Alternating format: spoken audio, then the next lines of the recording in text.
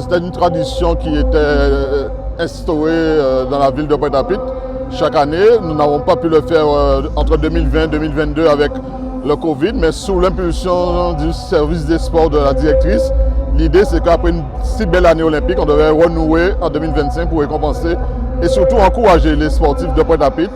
Et l'objectif de cette manifestation, c'est surtout encourager les clubs parce que les bénévoles, les dirigeants, et aussi récompenser celles et ceux qui ont brillé au niveau de la Guadeloupe avec des titres de champion de la Guadeloupe, mais aussi des titres au niveau national. C'est une édition qui existe depuis les années 90 et maintenant, petit à petit, il faut reprendre le sens de l'idée. C'est nous, en tant que municipalité, nous devons encourager nos associations sportives pour avoir l'excellence et en même temps, nous devons encourager la pratique sportive au niveau des écoles primaires.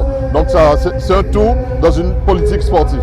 Comme j'ai eu à le dire, malgré les difficultés, je tiens à saluer qu'en 3 ans, nous avons eu la création de 2 clubs, un club de cyclisme, un club de handball féminin avec de bons résultats. Donc ça prouve que même si on perd en nombre d'habitants, on perd aussi en nombre de jeunes, point 3, mais il y a une activité sportive qui se développe et de plus en plus maintenant, c'est à nous de motiver tout un chacun pour avoir de bons résultats.